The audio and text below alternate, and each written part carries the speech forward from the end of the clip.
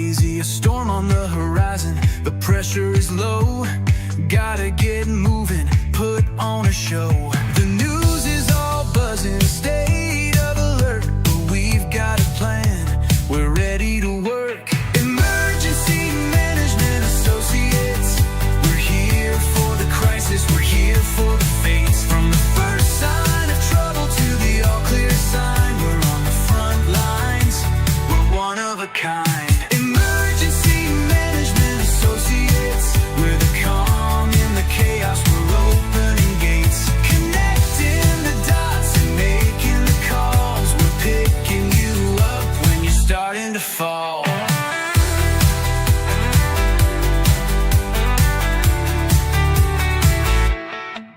See a little fire or a rising flood, we're a well-oiled machine, we're running in the mud. From the city hall meetings to the rescue teams, turning worst case scenarios into hopeful dreams. We're training the people, we're stocking the gear, we're the team you can count on when trouble is near. Emergency Management Associates, we're here for the crisis, we're here for the fates. From the first sign of trouble to the all clear sign, we're on the front lines, we're one of a kind. Emergency Management Associates, we're the calm in the chaos, we're opening gates, connecting the dots and making the calls. We're picking you up when you're starting to fall. It's more than a job, it's a calling, you see. Prepared for the present and what's yet to be. Every second counts, we're ready to react for our communities. We're making an impact.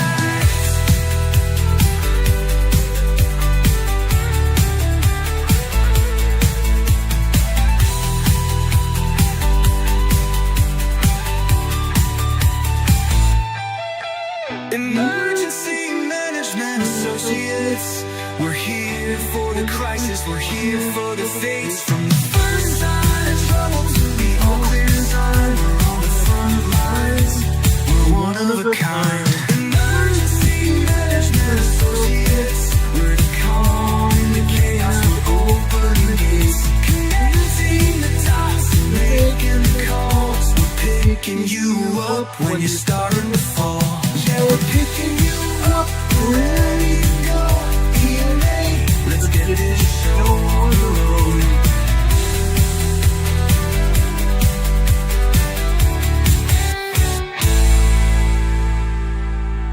Let's do this, guys. Let's kick this can to the corner and let's do this thing. Like right now. Thank you all for being here, guys. We appreciate you being here with us. This is Ron Tyler with the Emergency Management Associates. We're on the air with you 24/7 if need be. We've done it before, we'll do it again. We're here coming to you from the Area Command, 392 miles west of Kitty Hawk Beach, North Carolina. Before we get going here, we're going to give a salute to the United States of America. We're going to do the national anthem, and right before that, we'll do the Pledge of Allegiance. Ladies and gentlemen, please rise.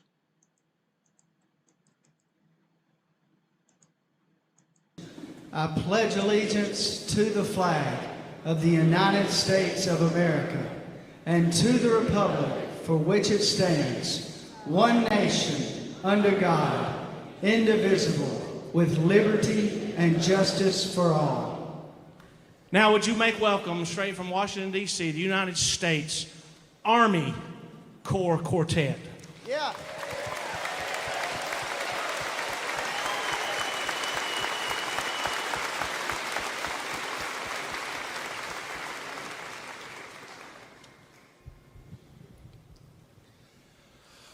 Oh, say, can you see by the dawn's early light what so proudly we hailed at the twilight's last gleaming, whose broad stripes and bright stars through the perilous fight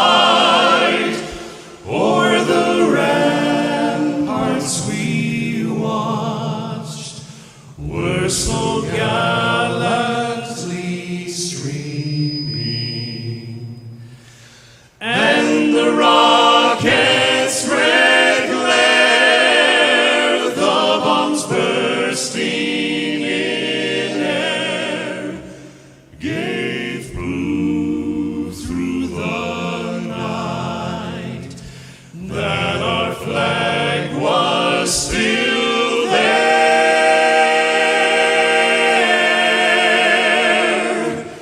Oh, say does that star-spangled banner yet wave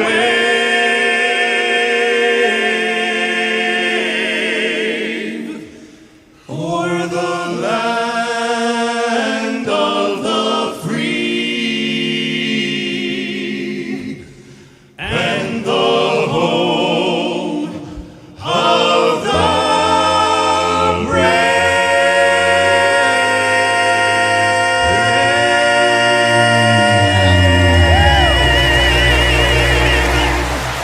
Oh, yeah!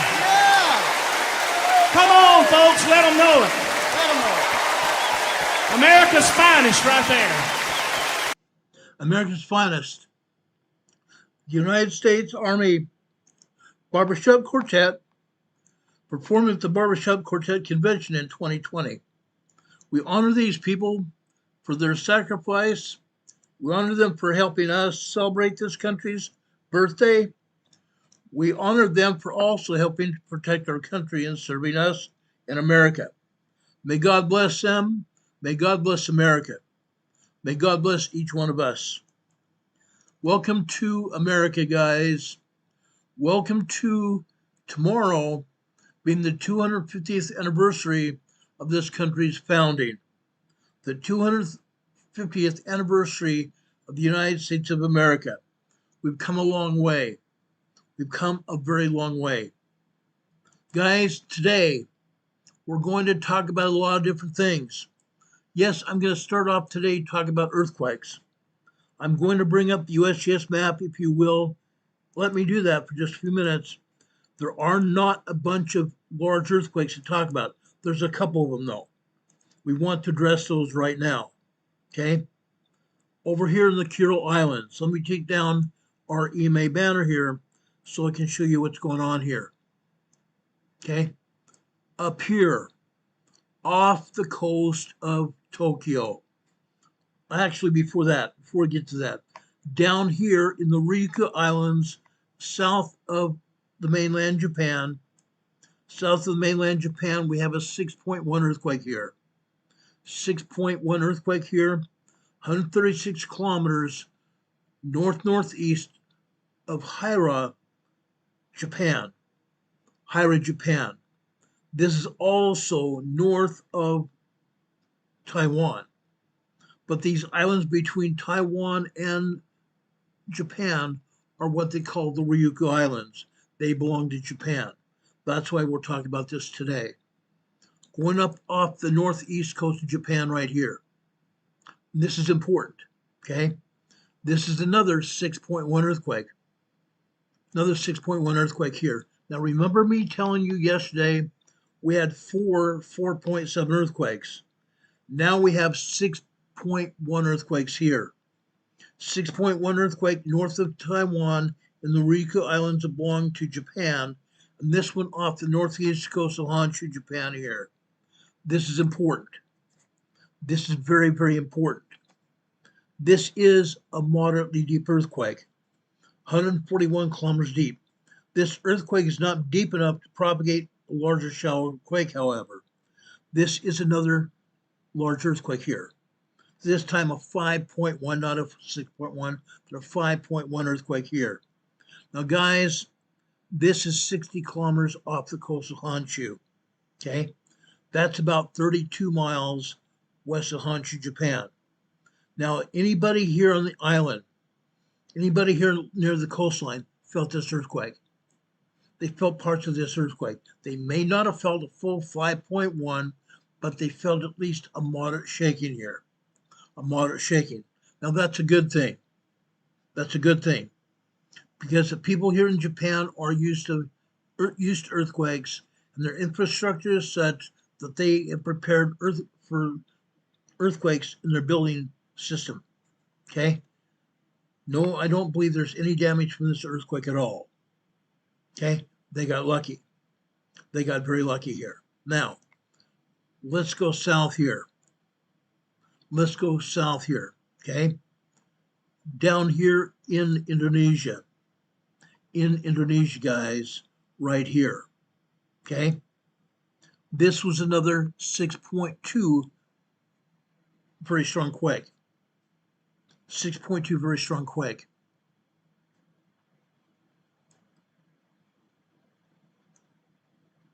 Right there. Okay? Now this was somewhat off the coast of one of these islands here in Indonesia. Halmahera, Indonesia. Okay? USGS has this 58 kilometers west of Tobelo, Indonesia. Halmahera, Indonesia. Now, guys, I don't think there's anybody living along the coastline here. I don't think there's anybody living along the coastline at all. There are some small, tiny islands here. Someone here, either living on one of these islands here, they aren't recognized as living there, but maybe there's somebody living there. They may have felt some part of this earthquake. They may have felt some part of this earthquake. This was a strong enough earthquake that someone that may have felt this earthquake. 6.2 magnitude earthquake. A strong earthquake. 6.0, 6.9 are strong earthquakes. 6.6 to 6.9 are very strong earthquakes. That was a 6.2. Okay? For the south here, guys, this is an aftershock, a 4.7 aftershock. Even further southwest of there, another aftershock here. This is another 4.6 aftershock here. Moderate earthquakes here. Moderate earthquakes. Okay? USGS labels them light earthquakes, but there's nothing light about a moderate earthquake. Moderate earthquakes cause moderate damage, except out here in the ocean. For the most part, the ocean waters absorbed all of the strains of this earthquake. They absorbed all of the seismic waves from this earthquake. Nobody felt either one of these earthquakes here. But, however, this 6.2 earthquake here was 58 kilometers west of Tobelo, Halmahera, Indonesia, but it's only like 30 miles west of Tobelo. Somebody on Tobelo may have felt this earthquake. Was strong enough to. There may be damages of anybody here living on this island here. I'm just putting that out there for you. Okay? Now, USGS still is not showing all the earthquakes here at all. Literally at all. Okay? Over here east of Java here, this is another 4.3 moderate earthquake here. Okay? This is in the Banda Sea here. The Banda Sea here. Tall, Indonesia. 4.3 earthquake here. Over here south of Java, this is a 4.8 earthquake here. Near Tombo Lake, Indonesia, off the coast of Java, Indonesia here. USGS is not showing any other earthquakes here, which is a travesty. This is a complete travesty, guys. As of this morning, there were 69 earthquakes here in Indonesia. 69. USGS is showing these two and the 6.2 and two other aftershocks here. That's three other aftershocks. This is a travesty. This is a complete travesty, guys. They should be showing all 69 earthquakes here. They're not. They're not. Up here in the Philippines, south of Mindanao, Philippines, guys, USGS is showing 3 earthquakes here. There are 14 earthquakes here in the southern Philippines here. 14 of them. USGS is showing this earthquake here to be a 4.95.0 earthquake. Why do I call 4.95.0? Because, guys, USGS is known for its downgrading of earthquakes. So this was at least a 5.0 earthquake. At least a 5.0 large earthquake. Out in the ocean here, for the most part, this is far enough away from this island here where it's not going to pose a problem. Okay? 18 kilometers away from this island here. Not going to pose a real problem here. I have not seen anyone living on this island. Nobody's living on this island at all. Out here further to the southwest here, right there. This earthquake is a 4.9, 5.0 as well. Off here in the ocean, nobody felt this earthquake at all because the ocean waters absorbed the shock waves from this quake. One more earthquake here, right here. Okay? This is a 4.8 earthquake here. Again, this earthquake is far enough away from any landmass, nobody felt this earthquake. The ocean waters absorbed the shock waves of this 4.8 earthquake. But guys, there are 9 other earthquakes here as well. They are either 3.5, 3.7, 3.9, 4.2, 4.5, and 4.7 earthquakes. That's what they are. All of these earthquakes are off of Mindanao, Philippines. Mindanao, Philippines is the largest island in the Philippines right here, off the southeast coast and southwest coast of Mindanao, Philippines. Okay? There are other earthquakes in central Philippines here, and over here on the west side of Luzon, Philippines here. Other earthquakes here. Of course there are. USGS rarely shows all the earthquakes, if ever. In the past, I want to say 10 years, I have not seen USGS show all the earthquakes yet. Okay? Now, going up here into the Kuril Islands between Hokkaido, Japan, and the Kamchatka Peninsula here. This earthquake happened last night. This is a 6.0, 6.1 earthquake. USGS put this as a 5.9. Finally, they downgraded it. This is a 6.1 earthquake here. Nobody here in the Kuril Islands at all. Nobody in the Kuril Islands at all. Kuril Islands belong to Russia. These islands are very small islands here. Nobody lives on them. They're unoccupied islands. So nobody felt this earthquake, but it's still strong enough we need to report it. Because all this energy, including way down here in Honshu, Japan, this 5.1 earthquake is going to move up to the Aleutian Island fault zone. This seismic energy is going to move up to the Aleutian Island fault zone and go across the Aleutian Islands here, over here into Alaska. Over here in Alaska. Now, I need to remind you this. We see earthquakes here, guys, in the Aleutian Islands. This earthquake here is a 4.2 moderate earthquake, 131 kilometers west of Adak, Alaska. Okay? While that is true, there are other smaller minor earthquakes here as well and tremors. But this is going to pose a problem for Alaska. Okay? Why did I say that? In the past 6 to 8 months, we have seen all kinds of large, very strong earthquakes from Indonesia even, and the Philippines move up through here into Taiwan, Japan, up here into the Kamchatka Peninsula region, and up here into the Aleutian Islands. This energy here is stored energy. Stored energy, guys. What does that mean? The Aleutian Island zone is locked and loaded. It's locked and loaded. Some of the energy from the Aleutian Island region here has also gone up into mainland Alaska. Back in the summer of 2019, Anchorage, Alaska here saw a 7.1 earthquake, a major 7.1 earthquake. Now, guys, it can happen again. I'm not saying it's going to happen within the next few days or weeks, but it's going to happen again. We're going to see a major earthquake here in Alaska. Okay? It's going to happen. I promise you that. It's going to happen. I'm asking everybody within the sound of my voice, get prepared. Get prepared now. Don't put it off. Get prepared now. A major earthquake is going to happen, whether you are ready for it or not. It is going to happen. I promise you that. If you're not prepared, then you're going to be one of the casualties here. Whether it's in Alaska, whether it's down here in mainland United States, over here in Seattle, Tacoma area, Vancouver, British Columbia here, it's going to happen. We're going to see major earthquake here as well. We're going to see major earthquake over here in Oregon as well. And USGS not showing any earthquakes here at all in Oregon. That's a fallacy, guys.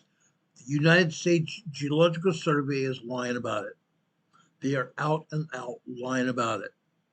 Just as they're lying about not having any earthquakes around the volcanoes. All the Cascade region volcanoes are alive and well. All the Cascade region volcanoes are alive and well. That includes those volcanoes up here in British Columbia, Canada. All the volcanoes in Washington State, from Mount Baker down here to Mount St. Helens and Mount Adams to the south of Washington, including but not limited to Mount Hood and all the way down south to Crater Lake, down south into Crater Lake, Oregon. Right there. Right here, guys. It's going to happen. Now, the Cascade region doesn't stop in Oregon as well. It goes down here in Northern California. The Cascade region volcanoes don't stop even at Mount Shasta here. They go down here into Mount Lassen here. They happen, guys. They happen. And everybody needs to be aware of it. Everybody needs to be aware of it, guys. Garen, cotton picking, teed. You need to be prepared for whatever happens. It's going to happen. And Mount Lassen is showing all kinds of signs of possibly erupting. Mount Lassen is showing all kinds of signs of the possibility of eruption. The last time Mount Lassen erupted was 1917. Okay? So now we are nearly 110 years past the eruption period. 110 years past an eruption period. It's going to pop. It's going to pop, guys. Be prepared. Be prepared. We talk about earthquakes all the time. Yesterday evening, we talked about Cascadia earthquakes all up and down the coastline of Canada, Washington, Oregon, even down into California and down into northern Mexico. Into northern Mexico, guys. It's going to happen. Going to happen. You can bet on it. You can take it to the bank. For just a few minutes, I want to spend a couple minutes over here in Nevada. Right here. Gabbs, Nevada. Brand new earthquake. Brand new earthquake here, guys. Right here. This is a 2.3 minor earthquake here. 2.3 minor earthquake. Another earthquake just happened here. It's a 2.5. Tonopah, Nevada. Tonopah, Nevada, guys. Earthquakes here. In this area, guys, this area of Nevada here is earthquake prone. Earthquake prone. Why is that? Number one, there are a bunch of fault lines here. There are a ton of fault lines here. Number two, this is a volcanic plain. This is a volcanic plain. There are all kinds of volcanic lava fields all over this region. If you don't know about it, you need to study it. You need to study it. Okay? I've done that. I've done that. I've been down here in Tonopah. I've been up here to the north in Fallon, Nevada, and Carson City as well. Now, guys, back in 2005, summer 2005, I was living for a time period in Fallon, Nevada for a couple of months, preparing for a region-wide disaster drill. A region-wide disaster drill that was carried out in Carson City. I was in Fallon, Nevada, representing Homeland Security here. From Fallon, Nevada, we monitored the earthquake. It was a practice drill. A practice drill. The guys, that drill was realistic. Very, very realistic. Okay? Before we even started this drill, I drove down to Carson City with a friend of mine. In Carson City, we learned that not only did Nevada want to participate in the drill, but Idaho, Utah, California, Arizona, going over into Southern California, even as far as south as San Diego. San Diego wanted to participate. Their Emergency Management Operations Center opened up for the drill all week long. All week long, guys. And not just California, Nevada, and Arizona, but also over in the island of Guam. Guam wanted to participate as well, so we factored in that possibility. Now, guys, where is Guam? Where is the island of Guam? Guam is over here in the Mariana Island Trench. In the Mariana Island Trench over here. Guam is over here. Now, guys, why would Guam want to participate? They have their own problems with earthquakes here. But we hypothesized that the seismic energy from Nevada, Arizona, Utah, and Idaho, and California came over here to Guam, which is not a possibility, not even a possibility. But in this case, guys, guess what? We hypothesized that possibility. Guam participated.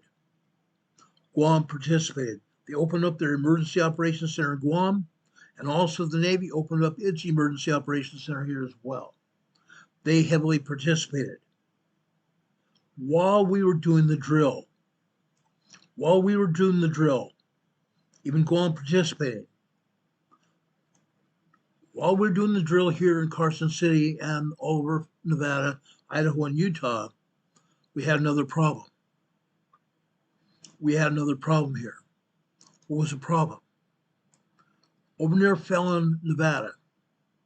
Most of you know that after Top Gun was filmed in California and San Diego Miramar Naval Air Station, Miramar moved its Top Gun training headquarters to Fallon, Nevada. Over here in Fallon, Nevada, we had two Navy planes that collided in midair over the desert here west of Fallon, Nevada. It was on a Tuesday. We started the drill on a Monday morning at 7 a.m. Tuesday, about 10, 11 o'clock in the morning, we went real world with a airplane crash. Two F-14 fighter jets crashed here west of Fallon, Nevada. That's important. That's very important. We sent out fire crews. We sent out law enforcement crews. We even sent out a Predator drone here flying over the area where the aircraft crashed.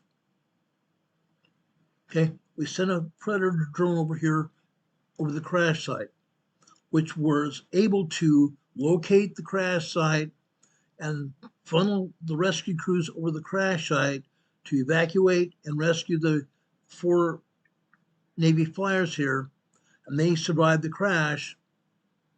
The military and the civilian rescue crews were out here, fought the fire, put out the fire. As a result, the Navy MPs surrounded the area and put a military police area around the aircraft site so nobody could get to it until the military released it. But that time, that was part of our drill. With that crash, again, we had a Predator drone in the air. When we had that Predator drone, we thought, my gosh, let's use it. Let's use that Predator drone as part of our disaster drill. Why? Why wouldn't we do that? The simple reason was this, okay? While we had that drone in the air, that drone also located 2 dams, man-made earthen dams in Nevada. Man-made earthen dams in Nevada. Guess what? Both of those earthen dams were leaking, one worse than the other. If we had not used that Predator drone scoping out that area, we would not have found those leaky dams, and we would have had a catastrophe on our hands within weeks, maybe a month at most. We used that Predator drone to our advantage. While the Predator drone was also in the air, guess what? We found a tanker car on a bridge over the Truckee River. We found a tanker car, tanker car, over a bridge in Truckee, Nevada. Why is that important? Why is that important, guys? That tanker car was leaking an oily, gassy substance into the Truckee River. That was also part of the disaster drill. That tanker car could have leaked at any point in time. That tanker car could have leaked during a regular earthquake. Anything could have happened. We protected the government assets here. We protected the railroad. We protected the Truckee River. We cordoned that area off. We made sure the water was not contaminated much more than it could have been. We rescued 2 dams. We rescued the Truckee River here. We rescued everybody else in Nevada and Utah as well. Unreal, guys. Uncaught, peak, and real. That disaster drill was very real, guys. Very real. Also, during that disaster drill, we used schools. We used schools and a church there in Fallon, Nevada. We put people in those churches, and that, well, the one church and the one school, as guinea pigs, using them as guinea pigs, guys. And yes, we paid the parents, we paid the educators, and we paid the children for participating in the disaster drill. So crews could go into those buildings and recover those victims of the earthquake. Had that been a real earthquake, we would have had real world experience here. That's why we do disaster drills. That's exactly why we do disaster drills here in Nevada or anywhere else. I've been able to also help and assist in conducting disaster drills in 39 states around the country. I participated in and assisted in disaster drills in 39 states throughout the country. Unreal. Unreal. I've also participated and assisted in preparation and the conducting of Preparedness Fairs all around the United States. All around the United States, guys. I know this country very well. I know Canada as well. I've assisted various emergency operations centers in Canada as well, putting together their disaster drills as well. Everybody here around the world needs to conduct disaster drills. Everybody around the world needs to prepare for any kind of disaster or emergency that is going to face each one of us. Everybody's going to face it, guys. It's a matter of time. It's literally when it's going to happen. Nobody knows. Nobody knows, guys, but it's going to happen. Everybody needs to be prepared for it. Everyone needs to be prepared for it. Let's go over here to Wyoming. Let's go over here to Wyoming, right here. Okay? This is a 3.2 earthquake here in Little America, Wyoming. Little America, Wyoming. Okay? As far as I know, and I used to live in Denver, I frequented Yellowstone throughout my life, from the time I was a little kid to the time I was an adult. I've never been in Little America. Actually, I may have been there once. But this is the first time in the past 7+ years that I've been doing this program. This is the first time I've ever seen an earthquake in Little America. First time I've seen an earthquake in Little America right here. It's in the town of Little America here. It's in the town, guys. It's in the town here. USGS has this 0 kilometers north of Little America, Wyoming. It's in the town. Whenever USGS says 0 kilometers or 0 miles away from the town or city, it's in the town. It's in the town, guys. This is a 3.2 earthquake here in Wyoming. 3.2 small earthquake here in Wyoming. Okay? Just off Interstate 80 here. Just barely off Interstate 80 here. Interstate 80 east-west highway going back towards Denver and going down here through Idaho, all the way down into Utah, all the way down into San Francisco, California.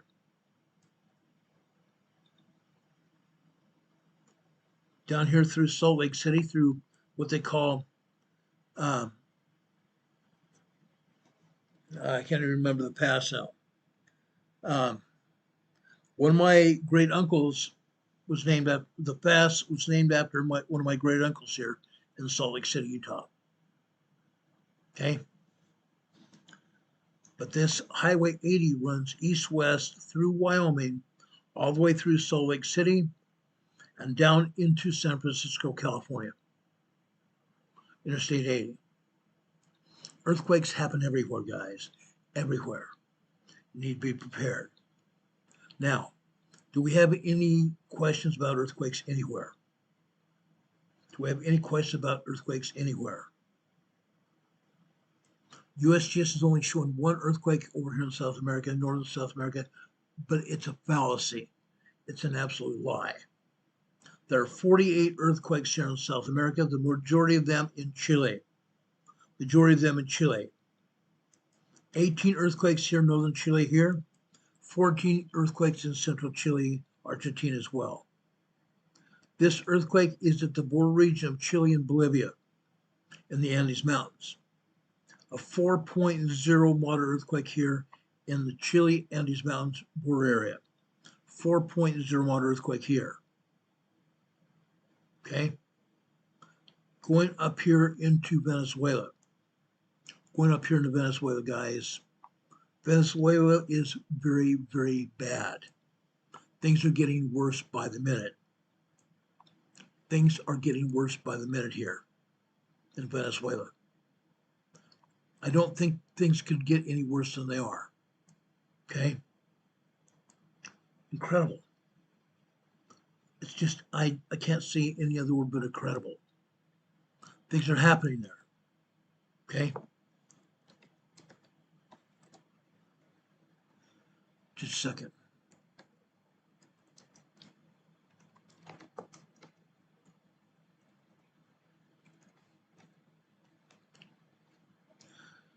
Now, the official death toll from the devastating earthquakes of Venezuela has risen to nearly 3,000 deaths.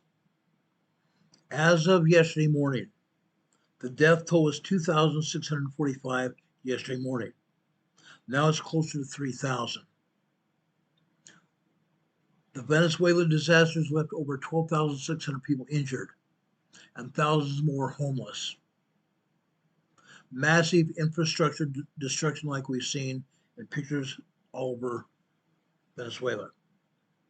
La Guaira state has been almost destroyed. The state of La Guaira is almost destroyed. The disasters left tens of thousands of people unaccounted for. Estimates reaching as high as 40,000 to 60,000 people still missing. 40,000, 60,000 people still missing. The United Nations Development Program estimates the direct physical damages at approximately $6.7 billion. While risk modelers, the people I've done disaster drills with, project total economic losses in Venezuela surpassing $10 billion in damages. Surpassing $10 billion in damage. Recovery efforts are still ongoing with international aid, and with international aid coming from all parts of life around the globe. The United States has sent disaster aid from churches and also from our government. Recovery efforts are ongoing, and as we go forward, I don't think we're going to find more than a few more people that are alive. The longer it takes to rescue people, the less chance of them being alive. Most people can exist for several days, but not more than a week. Most people can only exist like 3 days, maybe 4 without water. Yesterday we pulled babies and some adults and some children out from underneath rubble in Venezuela. They were the lucky ones. The death toll is overwhelmed local morgues, collapsing hospitals all over Venezuela. The hospitals in Caracas were overwhelmed. As I reported yesterday, Samaritan's Purse and other organizations have moved their medical teams into Venezuela, assisting with 10 hospitals in Venezuela. 10 hospitals. Most of the hospitals in Caracas were either damaged or totally destroyed. Now, this in itself poses severe logistical and sanitary challenges for the people in Venezuela. Now, guys, we're not going to give up on tracking this. We're not going to stop tracking Venezuela at all. As we get more and more information, we're going to pass it on this channel. Everybody deserves to know what's going on, and we do that. Emergency Management Associates does that. I want to make sure you understand that. We're not going to give up on this country or any other country that has a disaster like this. Okay? We're going to get more and more information. As we get it, we're going to pass it on to you guys. Do we have any questions about this? Do we have any questions about what's going on in Venezuela?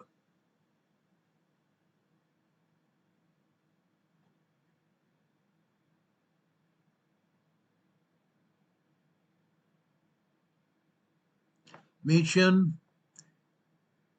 your blessed neighbor got very lucky. Having a generator living on a hilltop by a freeway, they got very lucky. Very, very lucky. And yes, I can only imagine how bad the darkness was and the sounds along with that earthquake. Incredible. Just incredible. I don't think I'd want to even imagine what actually happened. I can only imagine what happened.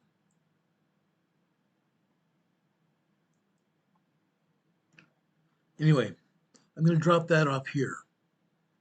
On this channel, we talk about disasters and earthquakes all the time. We talk about all kinds of disasters around the world. Now, guys, today, the entire world is in a heat wave. The United States is in a heat wave, and many other countries around this globe are in a heat wave, a very, very bad heat wave. Temperatures in excess of 100 degrees Fahrenheit. Here in North Carolina, where I'm at, temperatures here in Morganton, North Carolina tomorrow are going to exceed 103 degrees Fahrenheit. They're going to exceed 103 degrees Fahrenheit. That's a fact. Today, they're 103 degrees today. Okay? Even our dogs didn't want to go outside this afternoon at all. They're in the house where they belong, safety, and they're cool. They have plenty of food and water as we do as well. Now, guys, this being the holiday weekend, the Independence Day weekend, I want to make sure you guys are staying safe. It's going to be very hot. Very, very hot. Now, guys, with that said, I want to make sure you stay safe. It's important. It's vitally important for your safety and security. Now, guys, we are going to see people lighting up fireworks. Some of you may also light up fireworks. I'm asking you to be very safe with what you do. Be very safe with what you do. By being safe, I mean just that. Taking care of yourself and taking care of your families. Taking care of yourself and your families. Be safe. Okay? Now, tomorrow, yes, we may see some people lighting off fireworks tonight. Be very safe. Now, I'm going to make this suggestion to you guys lighting up fireworks. Go to either Lowe's or Home Depot. Buy a 5-gallon drum. Buy a 5-gallon plastic paint can. Put water in it. Fill that paint can to where it's just within, the water is just within about 3 inches of going over the top. Now, when you light off fireworks, once they have been burned out, Don't put them in your garbage can yet. Don't put those fireworks in the garbage can yet. Okay? Make sure they're cooled off. Don't go grabbing them with your hands to possibly burn your hands once those fireworks have gone up. Let them stay there on the pavement, on the concrete. Let them cool off.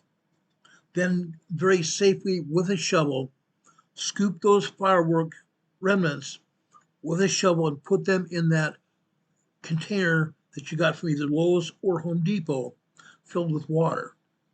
Make sure they're cooled off and soaked in the water before you pick them out of the water and throw them in the trash can. The water makes sure those fireworks aren't going to go off at all. Be very safe with that, guys. Put those remnants of the fireworks in a can of water, in a container of water, such as that 5-gallon paint drum that you can get, like I said, from Lowe's or Home Depot. Put them in water, make sure they're completely safe before you put them in your trash can. Now, years ago, when I was a fireman, before I was a cop, I was a volunteer fireman, I saw someone, we got a call late one night, probably sometime after midnight, someone had gone to bed, and right before they went to bed, they took their cigarette ashtrays and dumped them in the trash. They took the cigarette ashtrays and dumped them in the trash. Those cigarette butts were not finished burning. Those cigarette butts were not finished burning.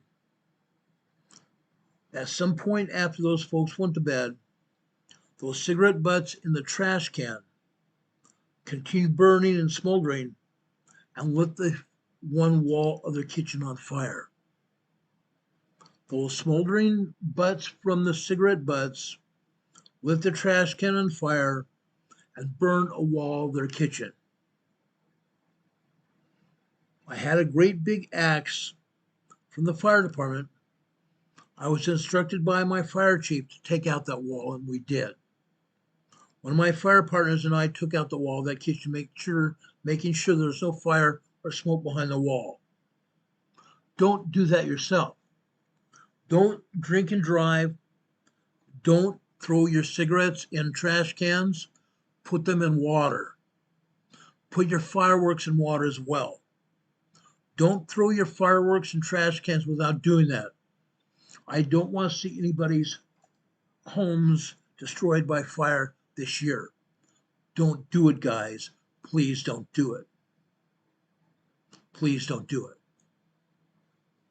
Now, I want to talk about safety. I want to talk about your health. Again, we are experiencing a huge heat wave. We're experiencing a huge heat wave. We have people from around the globe that are watching this program.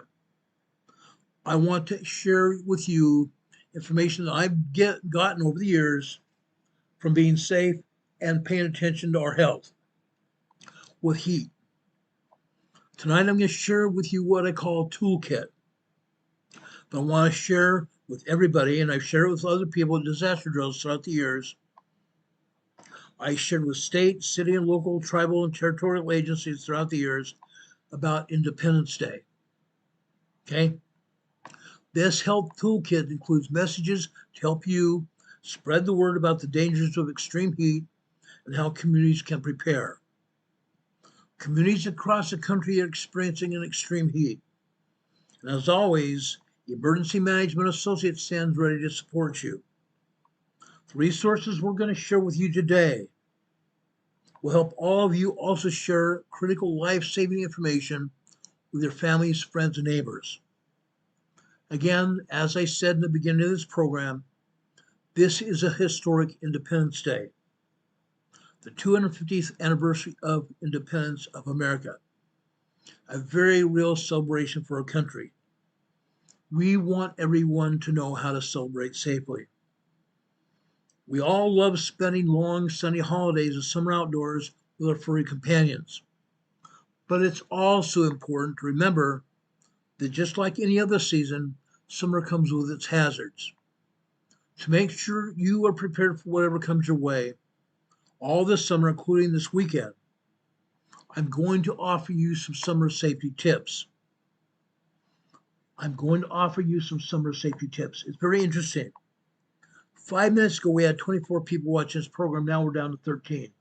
Nobody wants to hear about preparedness. Nobody wants to hear about being safe. Nobody wants to hear about how to save their own lives from being in the heat.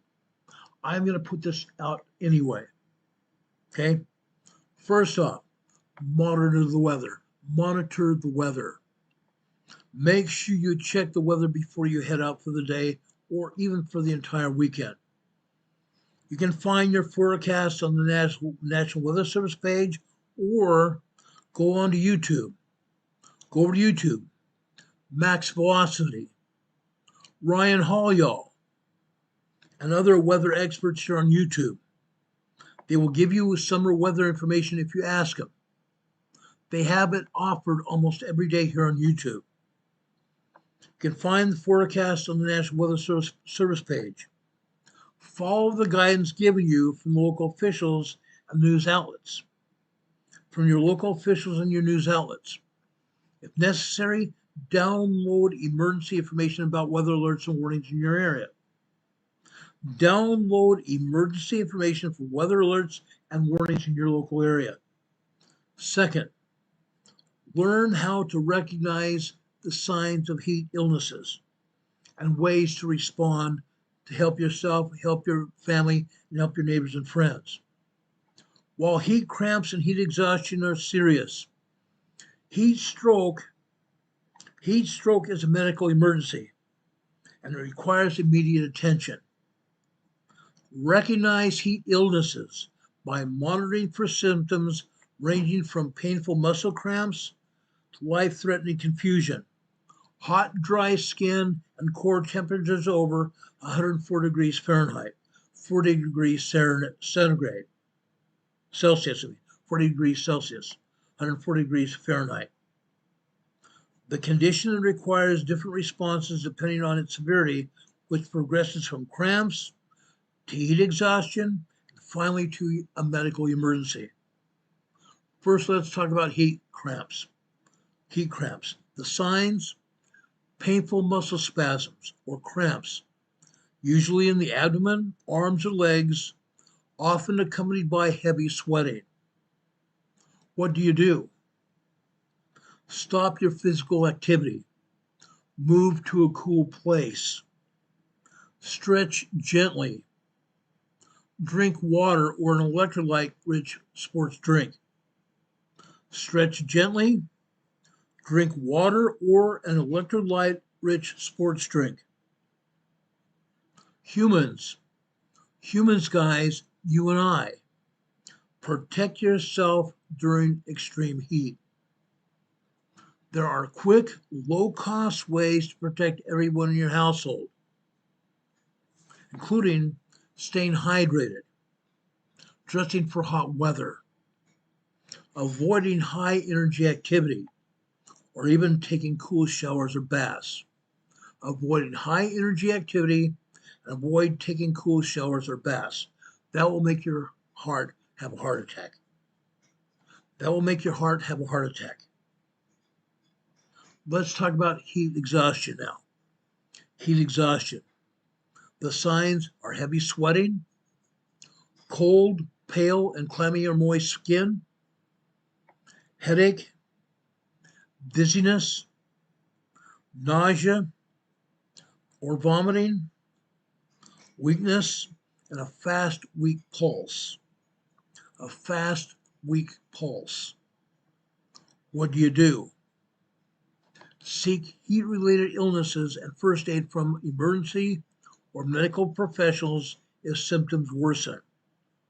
Move to a cool area. Move into a cool area. Loosen clothing. Don't have a tie on.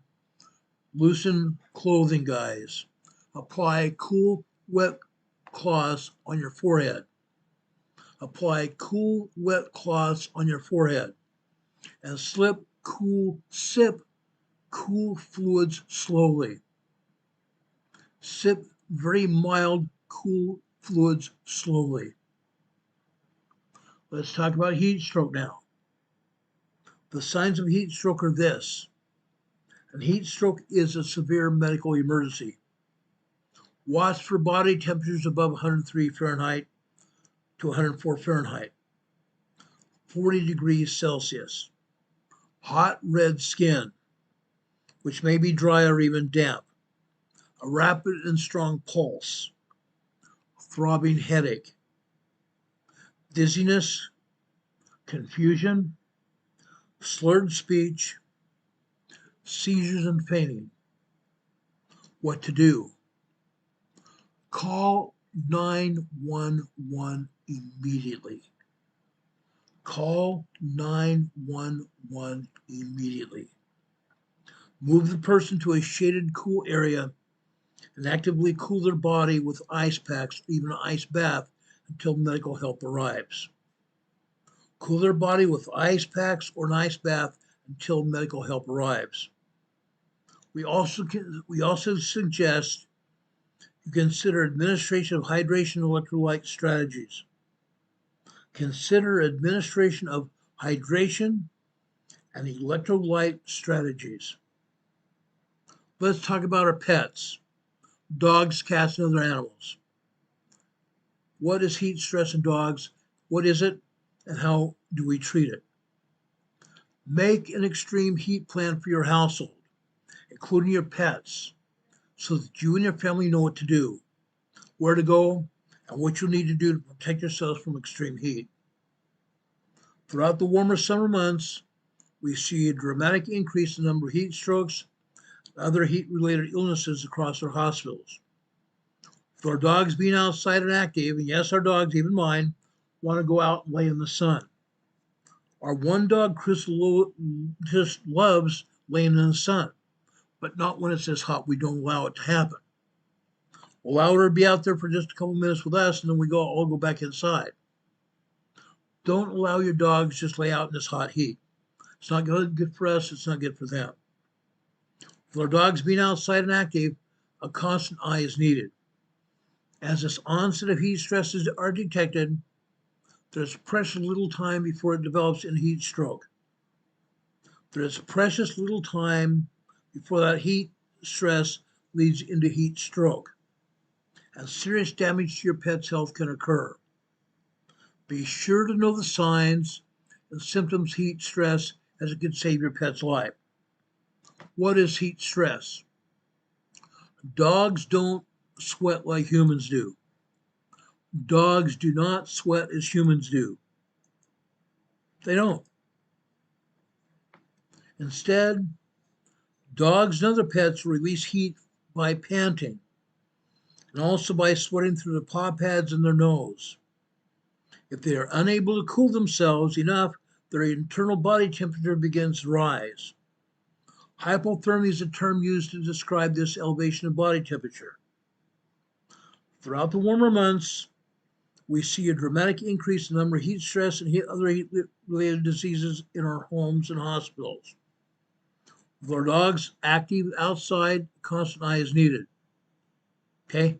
As the onset of heat stress is detected, it can lead to heat stroke and then death of our pets.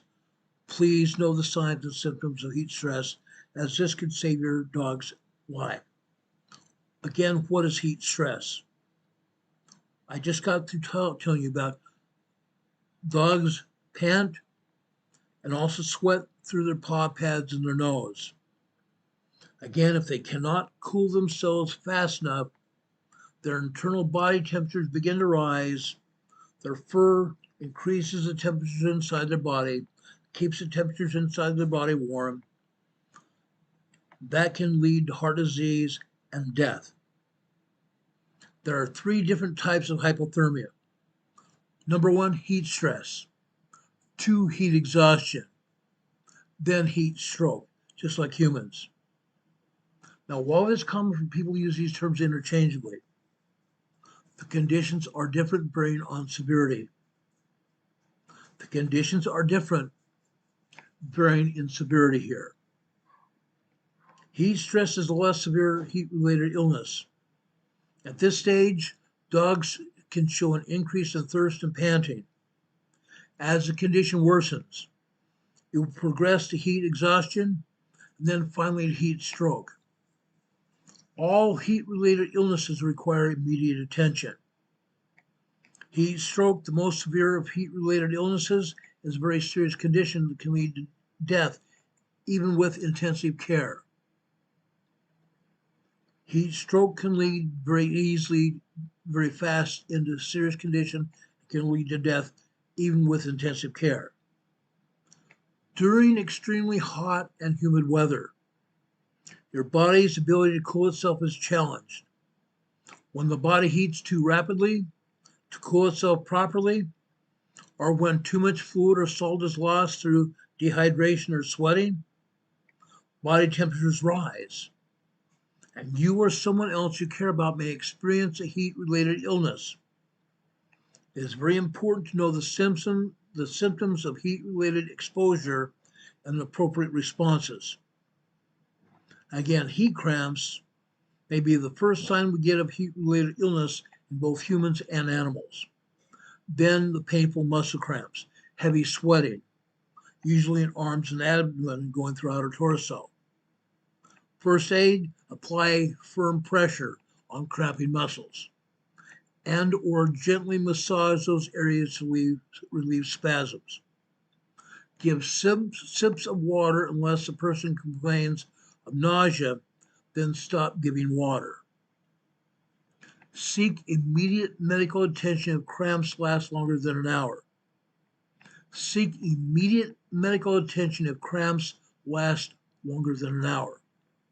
With your animals, if you believe a heat stroke is possible, take your animals immediately to a veterinarian.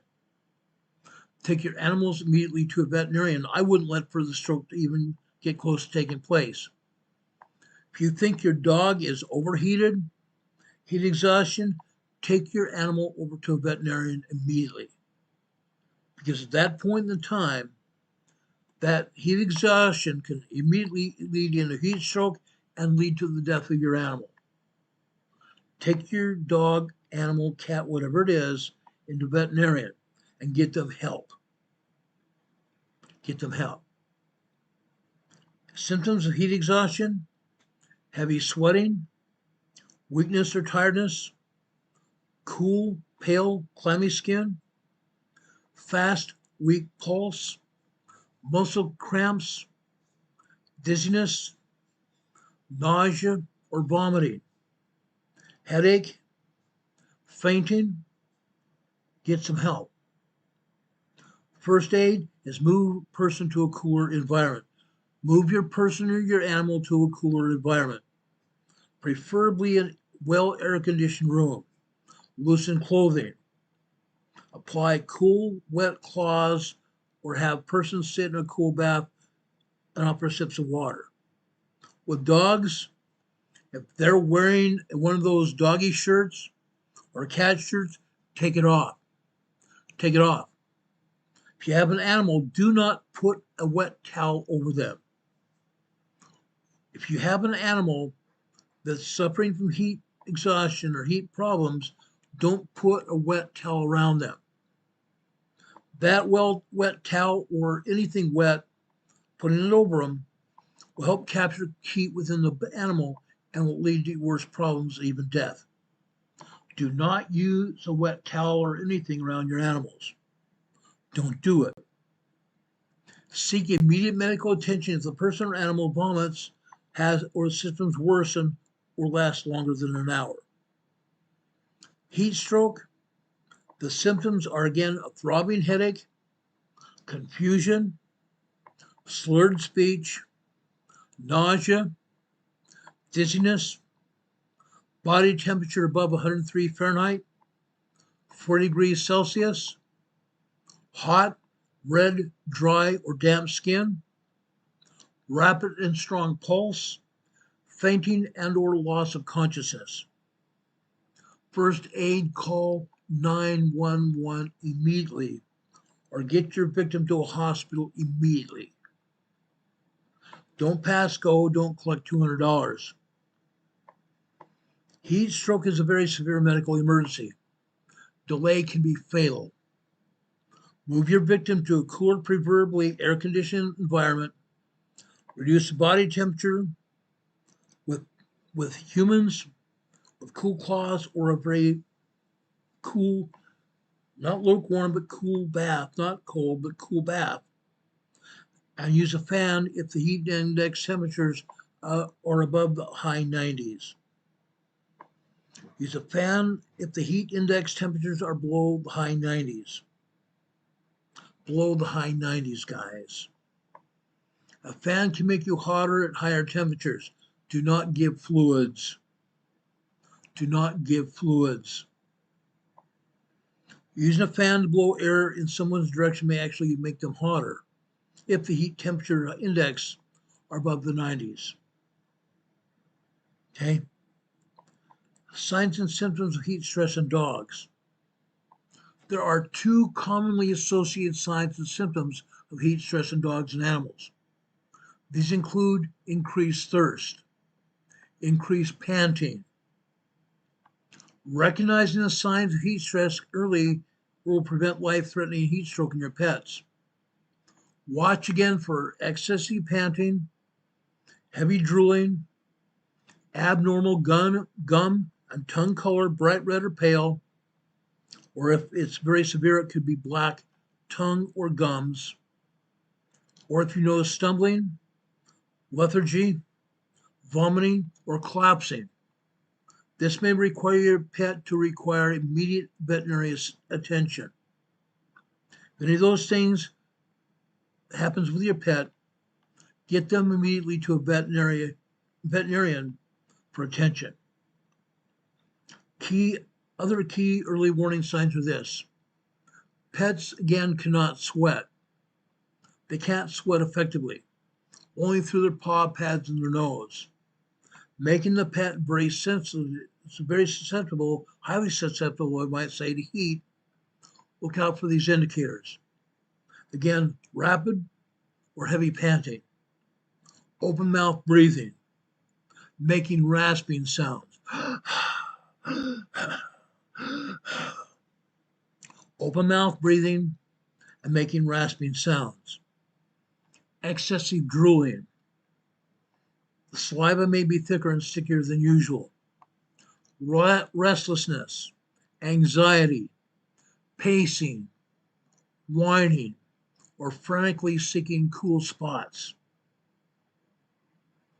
Excessive drooling, saliva thicker or stickier than usual, restlessness and anxiety of your pet, pacing, whining, or frantically seeking cool spots, disorientation, staggering, dizziness, or unsteadiness when walking. Advanced emergency symptoms are this. As body temperature rises, the condition can quickly progress to dangerous heat stroke. Watch for bright red or pale gums. Bright red or pale gums. If it's worse than that, the gums and tongue can also turn blue or black. That would mean your pet is approaching death.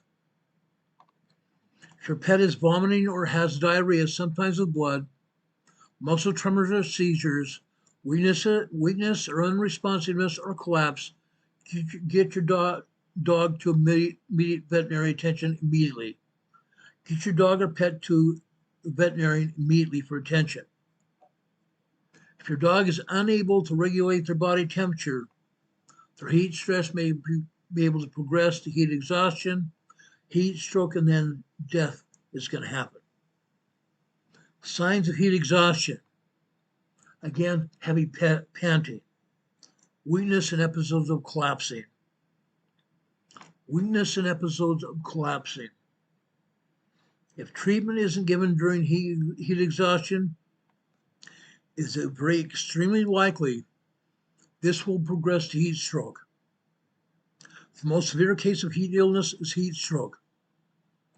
The signs and symptoms of heat stroke include change in gum color, we talked about that, drooling, dizziness or disorientation, dullness and collapse, increased heart rate, respiratory rate, vomiting and or diarrhea, including possible loss of blood in the dog stool, muscle tremors, and seizures. What to do if your pet overheats. If you suspect your pet is experiencing heat stress, take action immediately, now. Move to a cooler area. Get them into air conditioning or a shaded space or directly in front of a fan. Apply cool, not ice water. Apply cool, not ice water. Wet their fur with cool water. Wet their fur with cool water. Do not drape any cloth or towel over them. Do not put damp cloths over their neck or chest because that will trap the heat inside their body and that will lead to death as well. Avoid ice baths, which can cause stroke and shock. A fan blowing over their damp skin will assist them in cooling down. Offer them cool water, not ice cold, but cool water. Provide a small, cool, refreshing drinking water. You may also have to put your finger in the cool drinking water, then put your finger at the front of the animal's mouth and let them lick the cool water off your finger. Get them doing that because that will activate their senses, that will activate that tongue, getting them to realize, hey, I've got something cool to drink. Put a dab of cool water on your finger and offer your pet to lick it off your finger. Offer cool, fresh drinking water. Call a professional. Contact your local veterinarian or take them to an emergency animal hospital immediately. Any questions about that? Any questions about that?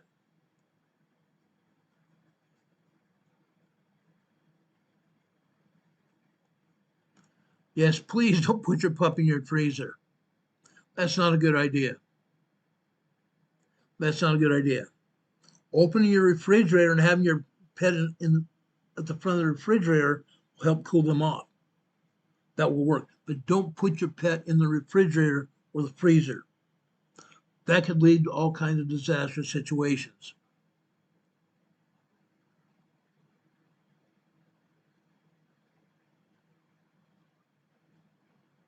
Any questions, guys?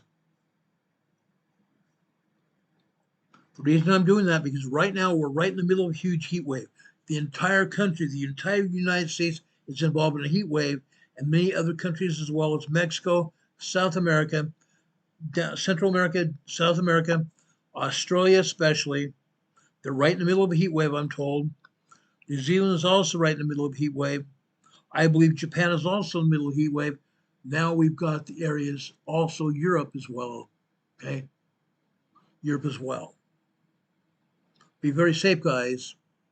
Be very safe.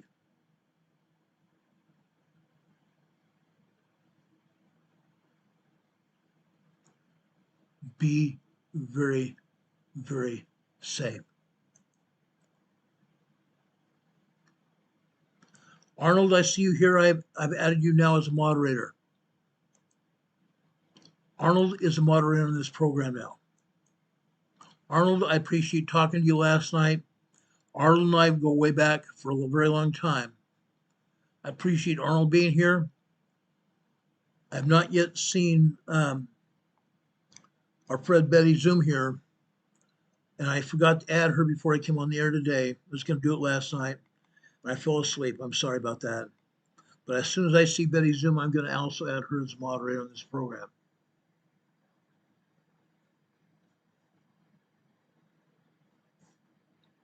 Thank you, Heather, for that. I appreciate it. Really appreciate it. Yeah, Heather, I know your dog is a big dog.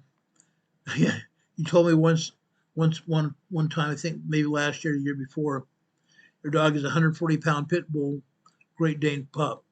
Yeah, that's a big dog. That's a huge dog.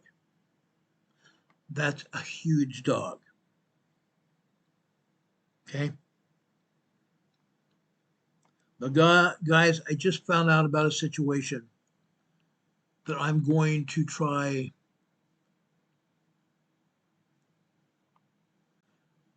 to copy the link from the situation.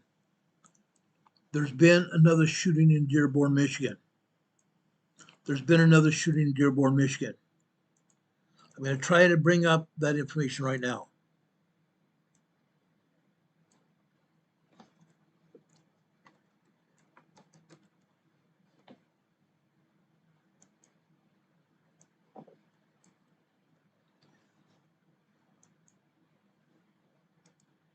It's natural for things to slow down in the bedroom, but why? Sorry, I can't let the commercial go.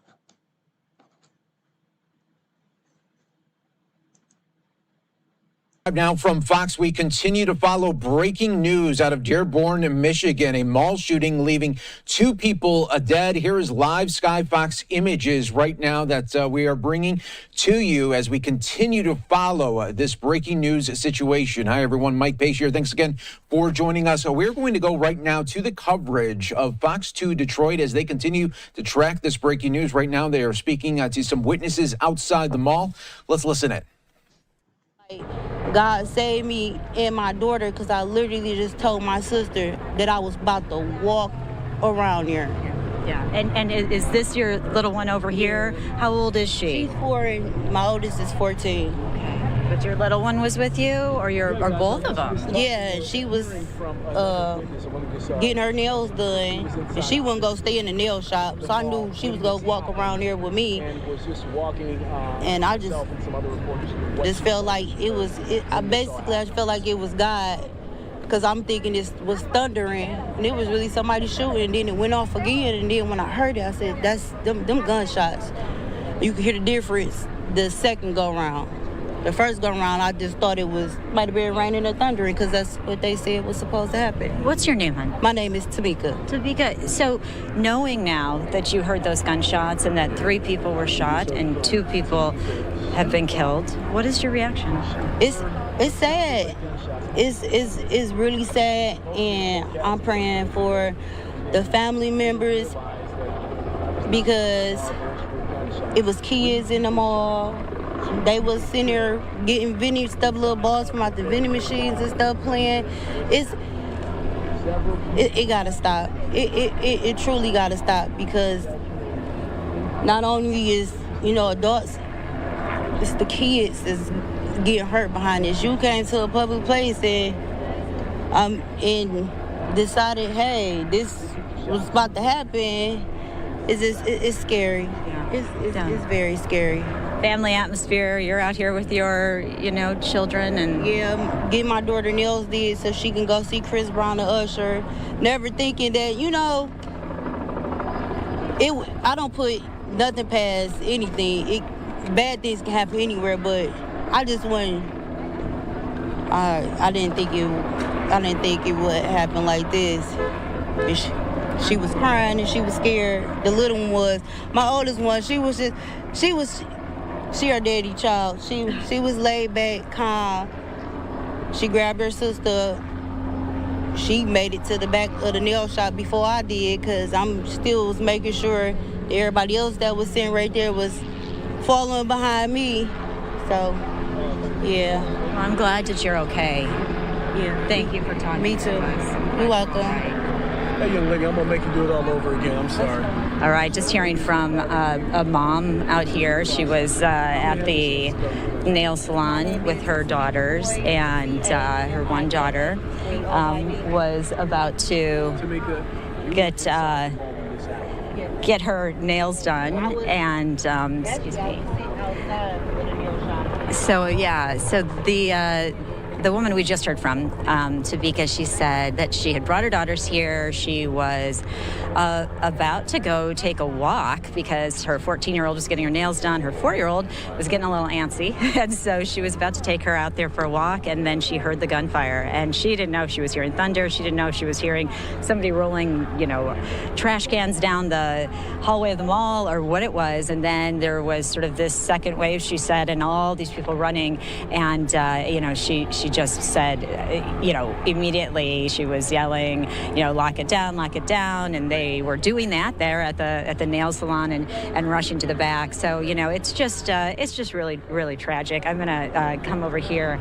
Are you Topeka's kids? Yeah. Hi. Excuse me. Yeah.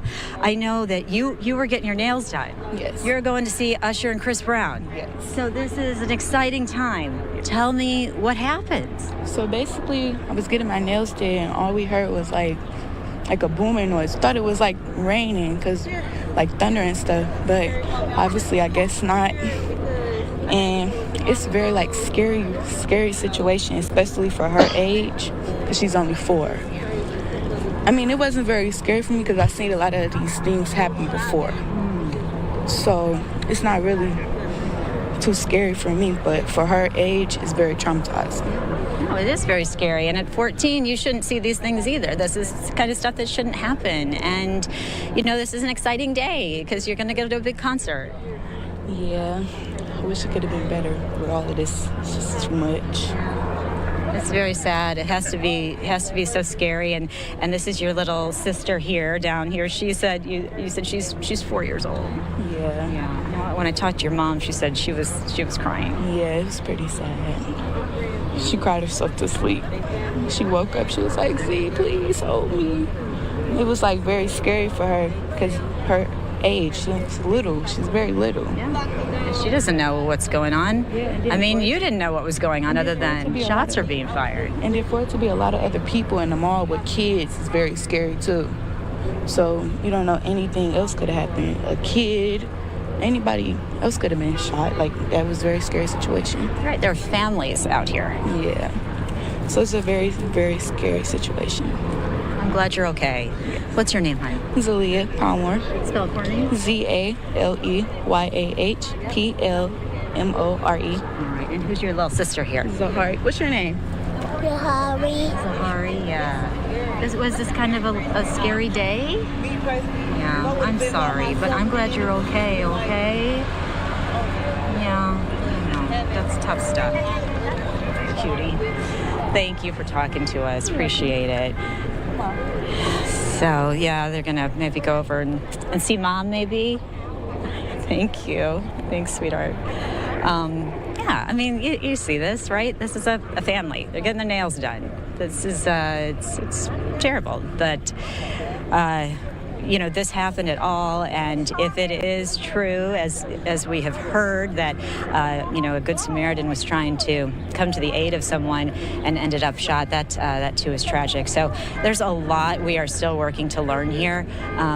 Police are obviously still inside, still working the scene, and we are still working on trying to find some more people who are able to talk. We have approached some folks who just are like, we're employees here, we're just, not up for this right now. I know these folks over here have a business. If Jordan, you want to just come with me. I know. Protein so tasty. Okay, guys, I'm going to end it there. Again, a shooting in a Dearborn, Michigan mall. 2 people have been killed, another person been injured. Dearborn, Michigan. Very sad state of affairs. May God bless them. May God be with them and their families as well. This is a very sad thing, guys. On the eve of our country's 250th birthday, to know that we have evil people in this world that are injuring and unaliving people is horrendous. A very horrendous thing. Be safe out there. Whatever you do, wherever you go, be safe. Watch around you. Keep your head on a swivel. Keep your head on a swivel. Know everybody and everything going on around you. That way you're going to stay safe. Again, this is the 4th of July weekend. You're probably going to be involved in watching fireworks. Be safe out there. We can't have any fireworks where we live at all. They've declared it a fireworks safe region because of very severe dry conditions here. No fireworks allowed. We're going to fireworks demonstration tomorrow evening. We're going to pick up some sandwiches or make some sandwiches. I think we're going to do. Then we're going to sit outside under some cool trees. Well, we know there are cool trees there. I'm going to sit outside and watch the fireworks tomorrow evening. Guys, if you have dogs or cats or other animals, make sure they are safe. Make sure they are in an area where they're not going to be filled with anxiety when the fireworks start going off. If necessary, keep them with you. Don't take them outside in the fireworks. Stay inside with them and protect them. They want you to protect them. They are your children. These animals are your children. Protect them with your lives. May God bless you. May God always be with you this day and always. I'm going to end this program such as we began. Renee Seppi's putting out a tornado warning from the National Weather Service for Nebraska. Actually, not for Northeast Ingram, Michigan. Northeast Ingram, Michigan. Let me look here. Northeast Ingram, Michigan has a tornado warning. If you're in a tornado warning area or even a thunderstorm warning area, take cover immediately. Go to a safe place in your home. If you have a basement, go to the back corner of your basement and make sure you stay in that back corner of your basement until an all clear is given. If you don't have a basement, go to the interior part of your home, a hallway if necessary, that does not have windows. Stay out of windowed area. Stay in a non-windowed area. If you have a hallway, go to that hallway, and pull a mattress off a bed, cover yourself with a mattress and stay there until all clear is given. Be protective. Watch yourselves in everything you do. Okay? A tornado warning has been issued for North Central Texas County, Panhandle of Oklahoma until 5:15 p.m., which is another 25 minutes from now. North Texas County, a tornado warning there as well. Okay?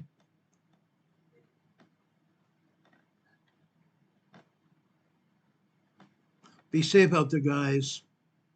I know we have quite a few people here with testimonies of Jesus Christ, and I appreciate that. I have gone to a book the last few days, we've been on the air. I've gone to a book called Jesus Listens. You might also have this book in your library. This book has a bunch of different devotionals here. I'm going to go to this book right now to give you a devotion before we end this program. In this book, this is mostly a book of devotionals and prayers to our Savior Jesus Christ. We're asking the Savior to be with us. Help us look for you. Please, Jesus, help us look for you. Help us get a testimony of you. In hard places of our life, please help us overcome these temptations and trials that we're facing. It's easy enough for me to find you and answer prayers because I've been doing that for many years now. I've been doing that in beauty and heartfelt joy I have in a testimony of you and our Heavenly Father.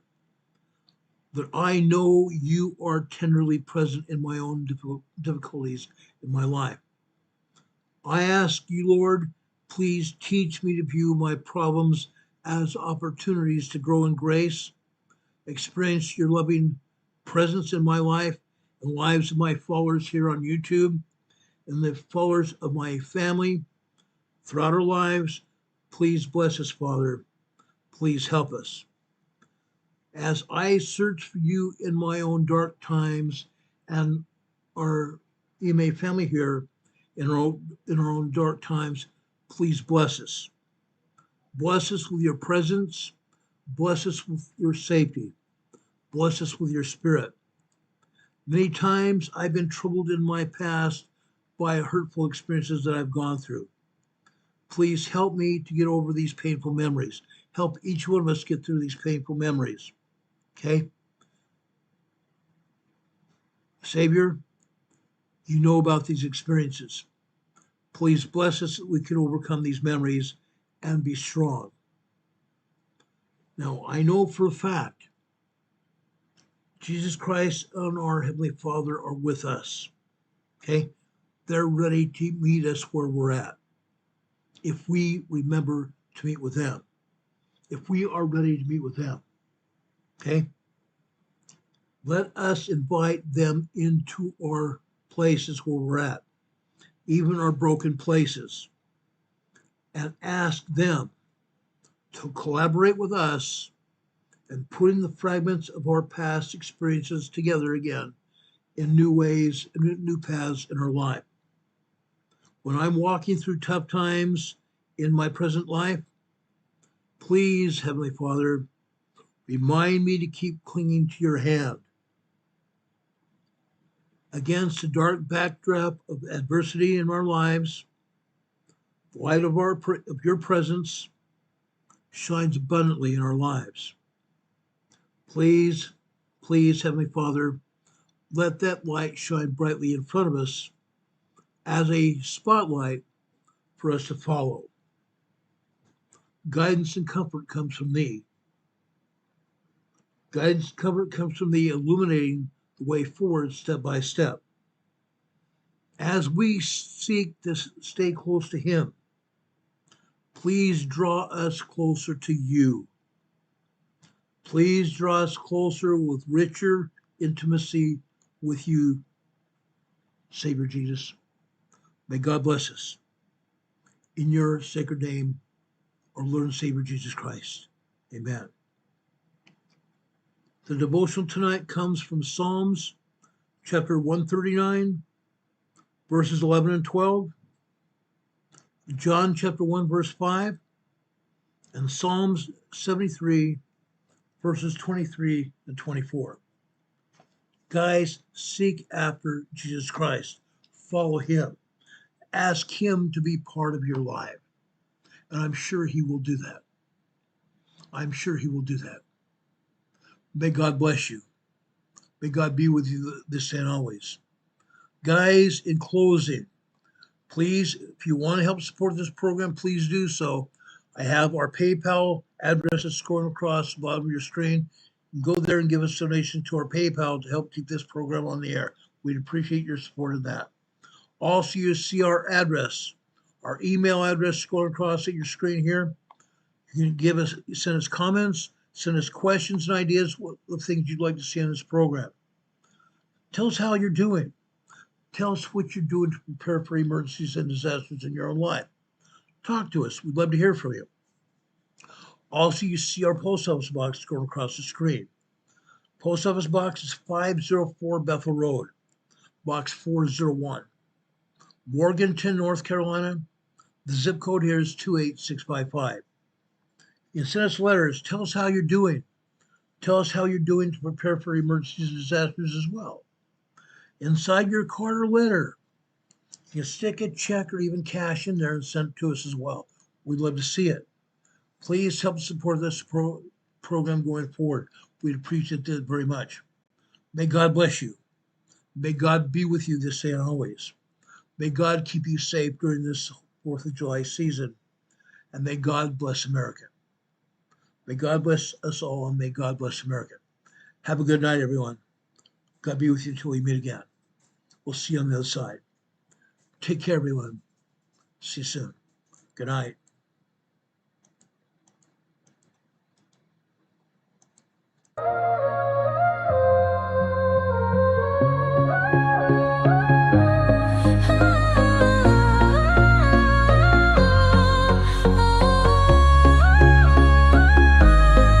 Here at Emergency Management Associates, we're dedicated and true,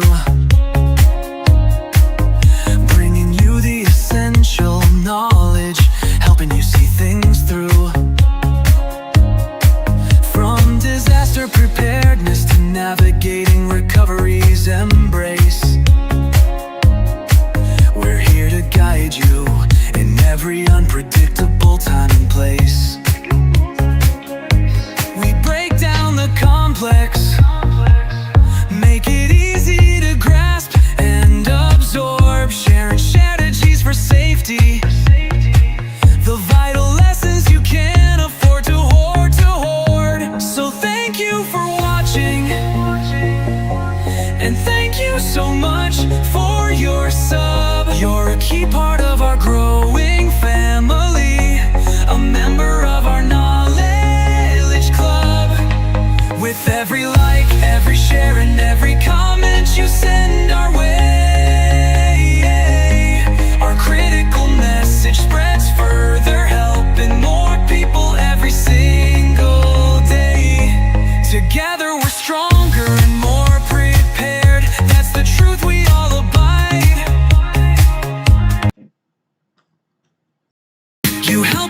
resilience with nowhere for uncertainty to hide. Your engagement truly inspires us. Your feedback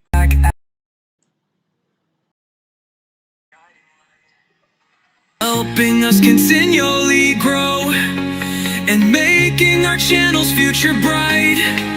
We're always learning, always striving to be better. Bring you the most up-to-date information, no matter the weather. Emergency Management Associates is here for you now and forever, it's true. Keep watching, keep learning, because we truly appreciate all that you do. Thank you.